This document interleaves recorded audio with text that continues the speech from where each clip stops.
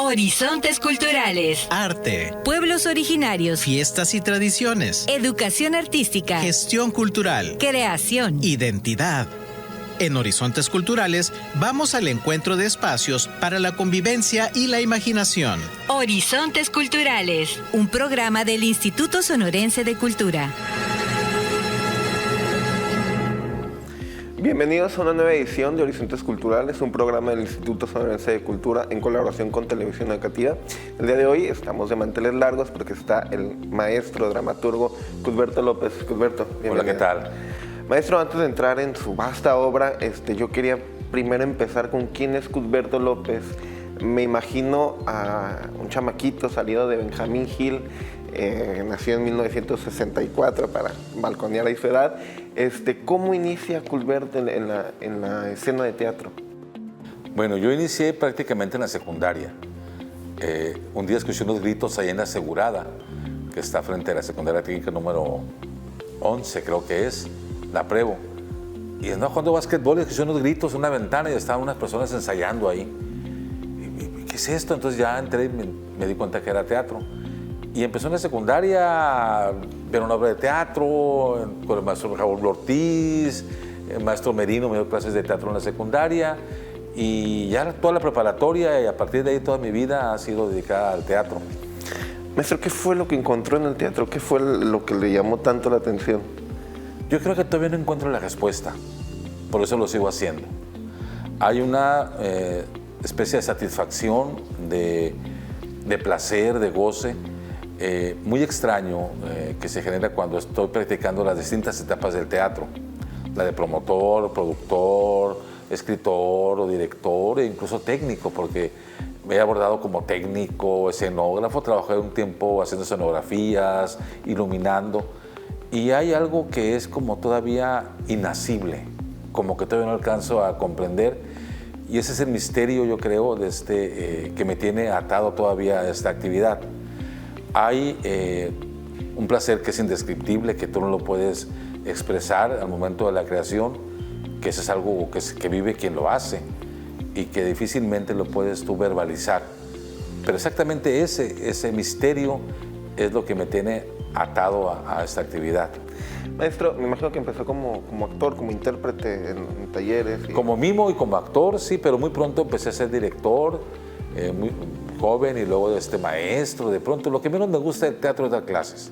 Aunque fui maestro en Casa de la Cultura, alguna vez di clases en la Universidad de Sonora, he dado clases en varios estados del país, como en dramaturgia, pero lo que menos me gusta es dar clase. Yo siento que es muy fácil echar a perder a las personas, es un acto de mucha responsabilidad. Y entonces, cuando una persona quiere formarse como artista, es muy vulnerable y uno puede equivocarse. Y entonces uno tiene que tener mucho cuidado y cautela. Y si tú no tienes las herramientas, mejor no hay que hacerlo. Mejor hay que decir, ¿sabes qué? Esto es para gente que se ha especializado en eso. Maestro, tiene 121 obras, 84 publicadas, 69 estrenadas, 4 traducidas a otros idiomas, francés, inglés.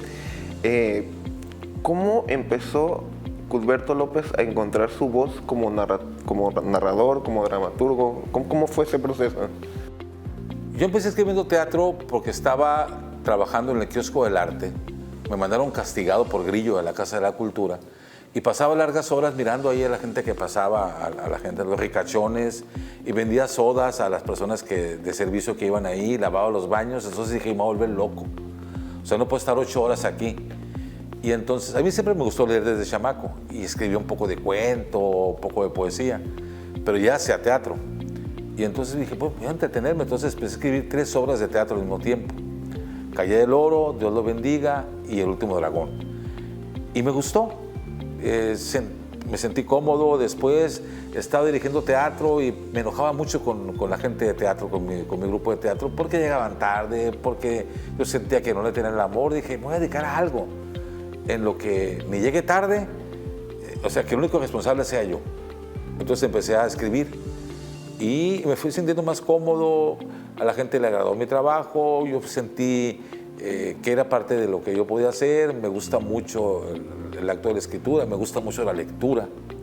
Ya para entonces yo había leído mucho de niño, joven, pero mucho. Y entonces, pues ahí fui encontrando en eso y claro, hay distintos periodos en la vida de uno. Ahorita, por ejemplo, yo siempre he dicho que como escritor tengo que escribir desde la incomodidad. Cuando yo siento que ya domino algo, ya siento que no es por ahí, que debo de encontrar un nuevo reto en la forma, en la estructura, en el manejo del lenguaje, en el abordaje, en la teatralidad, porque es la forma en la cual yo me divierto. Es decir, mi principal crítico soy yo, el que conoce todos los procesos que he vivido soy yo, y no me gusta estar instalado en un lugar cómodo para escribir. Me gusta la incomodidad, me gusta la incertidumbre, me gusta buscar algo novedoso, que sea para mí novedoso. No como novedoso como para llamar la atención. El acto de la escritura para mí es algo muy, muy íntimo, muy privado, muy personal, pero tengo mis propios mecanismos de creación, tengo mis propios tiempos, mis propios procesos y trato siempre de experimentar formas nuevas. Yo. Maestro, se dice que toda escritura es autobiográfica por definición. En el trayecto ya de más de 30 años que lleva usted escribiendo, ¿usted considera, la primera pregunta que le quería hacer, considera Desierto como su primer punto de quiebre? Sí. Y segundo, ¿cómo ha sido la evolución con todas las vanguardias, los movimientos, las evoluciones que ha habido en el teatro? ¿Cómo se ha ido insertando usted en esas narrativas? Qué interesante que me hables de la obra Desierto, porque sí, evidentemente fue una obra que me costó muchos años construir. Es autobiográfica porque mi padre me contaba la historia de lo que pasaba en ese momento que se perdieron esos ingenieros. Está un poco parecido a la película Viento Negro, para la que la gente ubique. Y sí, fue muy importante, porque entré en algo que yo le llamo el realismo mágico, que ha sido, digamos, un lugar que regreso de vez en cuando en mi teatro. En casi muchas de mis obras me regalo momentos de realismo mágico, de esta influencia latinoamericana, de todo el boom. Así es, porque parte pertenezco a esa generación. Con relación a la otra parte, a la otra pregunta, yo no estoy en la Ciudad de México, yo vivo en Hermosillo, siempre he vivido aquí y rara vez voy a la Ciudad de México. Entonces, yo no estoy muy informado de las vanguardias teatrales. Bueno, es un decir, sí estoy informado porque he sido jurado de infinidad y veo muchas cosas, Y en todo caso, lo que yo pretendo es alejarme de las modas. Muchas vanguardias se convierten en modas. Que el teatro autobiográfico, que el teatro documental, que el teatro, ¿cómo le llaman ahora? Biodrama y un montón, que la pieza, que ya no solo de teatro, ahora es una pieza como si fuera pieza del museo, que la escena expandida. Tengo conocimientos, pero tengo mucha cautela. A mí me gusta, soy tradicional, soy de los viejitos, estoy por cumplir 60 años. Eso le toca a los jóvenes, porque es su forma, porque ellos viven en un mundo distinto al que yo vivo. Ellos ven el mundo de una forma distinta como yo la veo, y para mí sería forzarme mucho a buscar. Conozco las herramientas, de hecho acabo de hacer una obra que es entre testimonial, que es como documental, un poco teatro de los 70, pero con ciertos elementos de escena expandida en Culiacán. Es decir, tengo ciertas herramientas, pero tengo mucha cautela porque a mí me gusta mucho el teatro que se comunica con las personas, que no tiene mucha interferencia. Y mi público es un público adulto. Yo no le escribo a los jóvenes, yo le escribo a la gente de mi generación. Eso, sí, sin embargo, su teatro, para quienes hayan tenido la oportunidad de ver sus obras, sigue muy actualizado. Bueno, esa es mi impresión, que yo sé que está la dicotomía entre el tradicionalismo y las nuevas formas de exploración del teatro y pasa en otras artes, pero cuando me ha tocado ver o leer algunas de sus obras, se me siguen haciendo profundamente actualizadas, de rabiosa actualidad, la verdad, y con temáticas. Me gusta mucho que sus personajes están siempre como al borde de algo, como no había rancho. Hay un desgarro ahí que estamos viendo qué va a pasar, cómo explota el personaje. Entonces, por eso le preguntaba eso de las vanguardias y todo eso, porque pese como usted dice, no estar inserto a estas modas, sigue siendo muy actual su teatro. Bueno, uno procura escribir para que permanezcan un tiempo las obras, y sin embargo se vuelven viejas porque el lenguaje se modifica todos los días, hay información nueva, el mundo cambia de forma constante.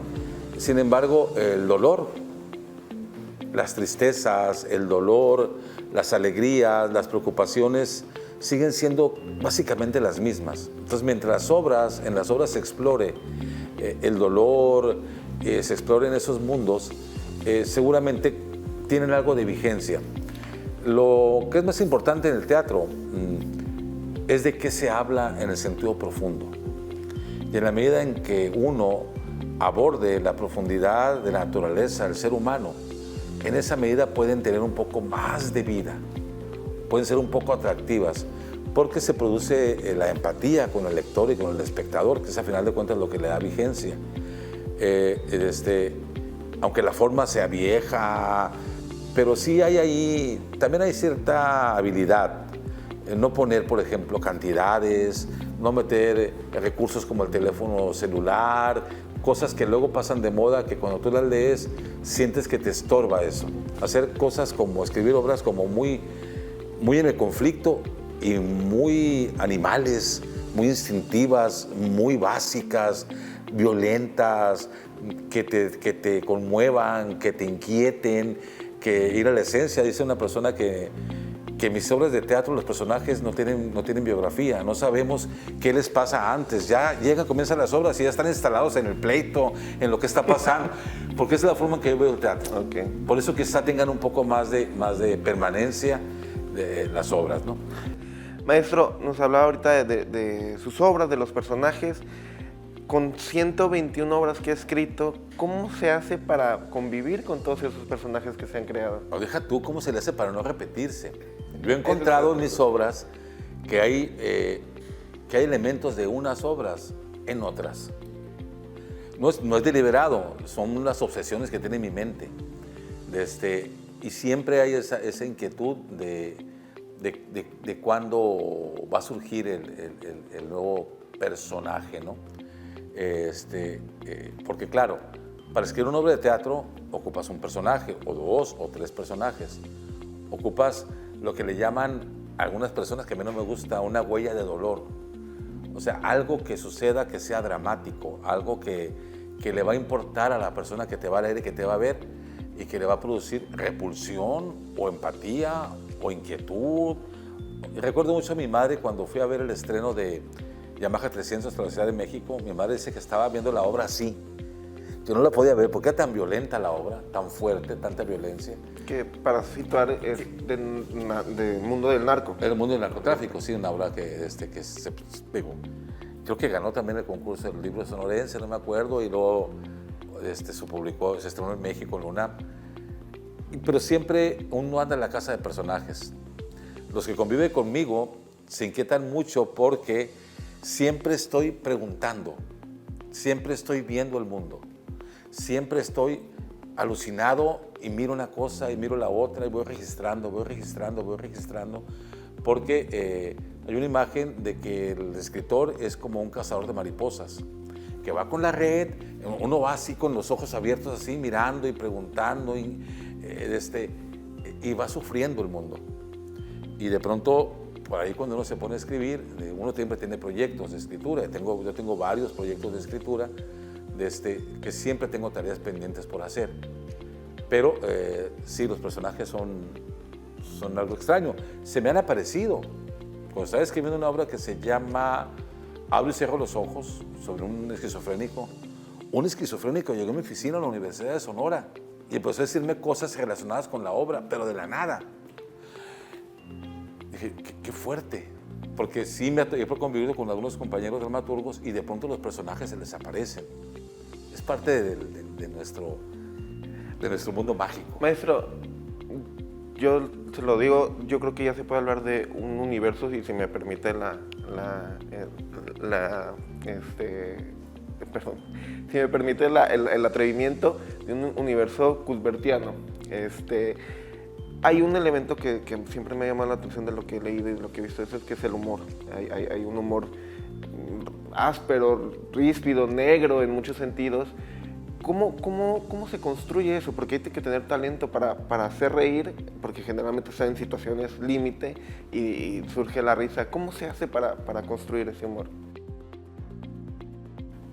Rodolfo Obregón, que es un gran teórico del teatro mexicano, en Tijuana me dijo una vez, oye, me dice, tú tan argüendero, tan escandaloso que eres y tus obras son muy serias, me dijo. A partir de ahí yo dije, sí, ¿quieres humor? Dije, bueno, entonces vamos a empezar a hacer cosas de humor. En todas mis obras de teatro, soy muy tradicional. Si es una obra que aborda mucho el dolor, en algún momento exploro el humor, como una forma de descanso para el espectador.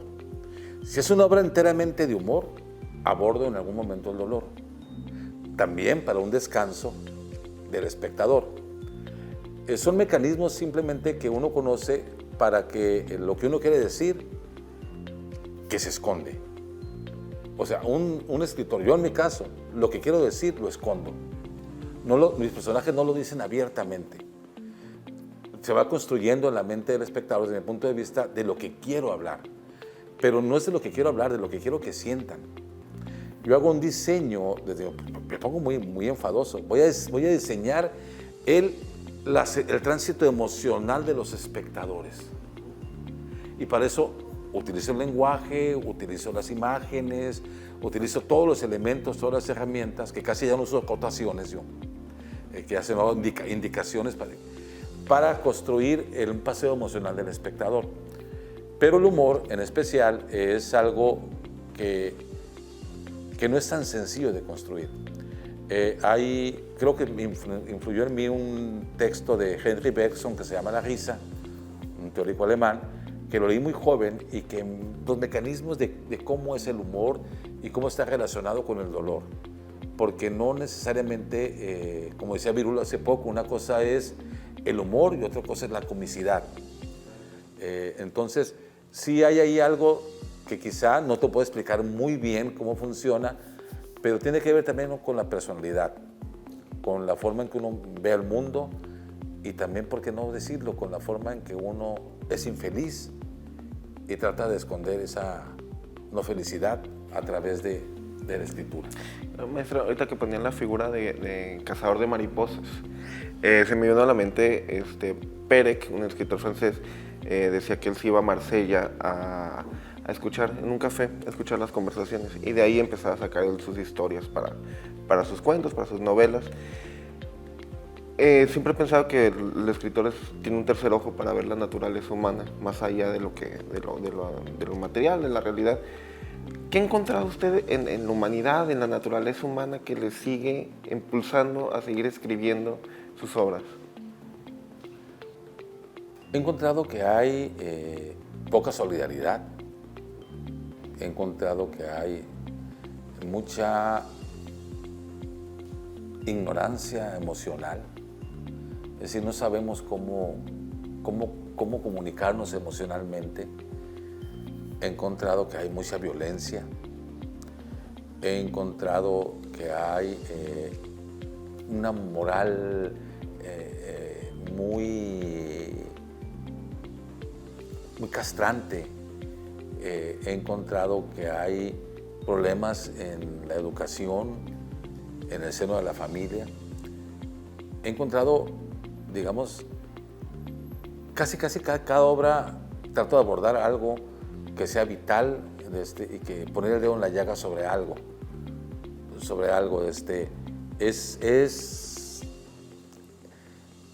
Pues he encontrado que somos seres humanos imperfectos y que vamos a seguir siendo así.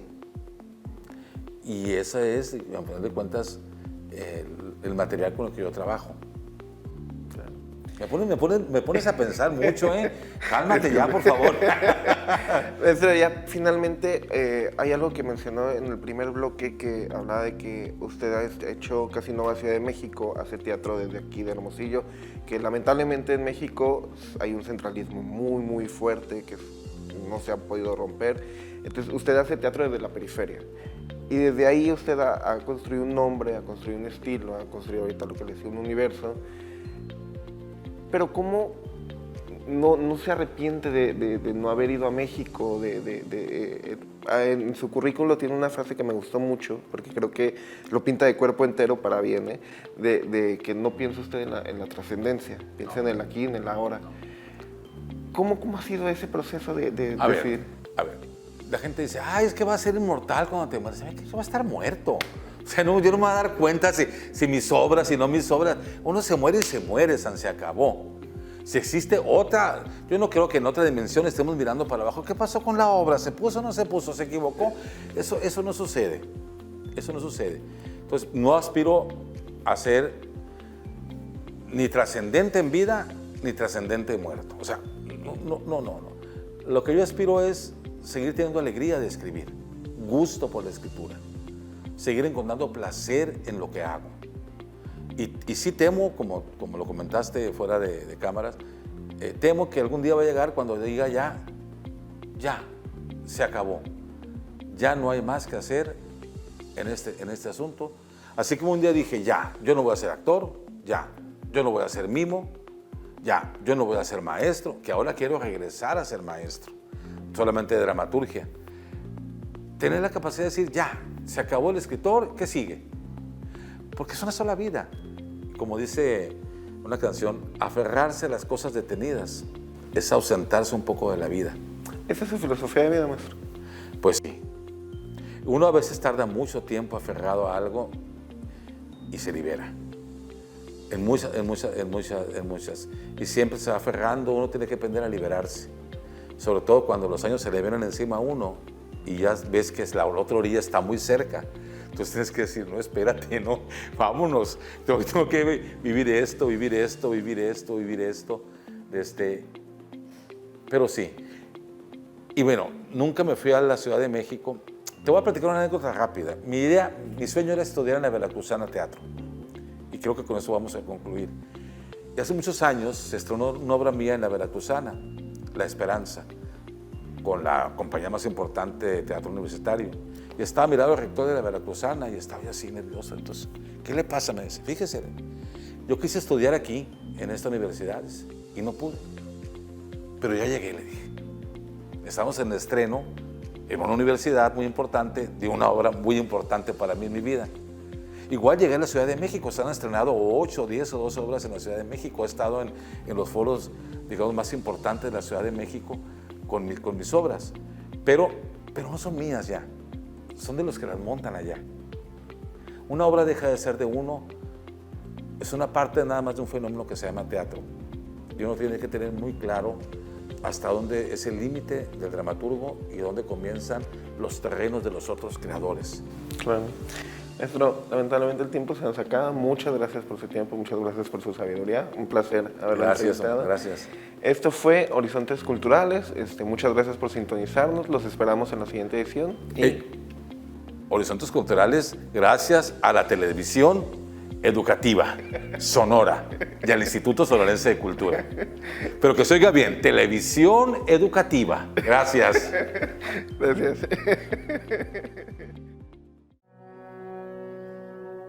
Horizontes Culturales. Arte, Pueblos originarios. fiestas y tradiciones, Educación artística. gestión cultural, Creación. identidad.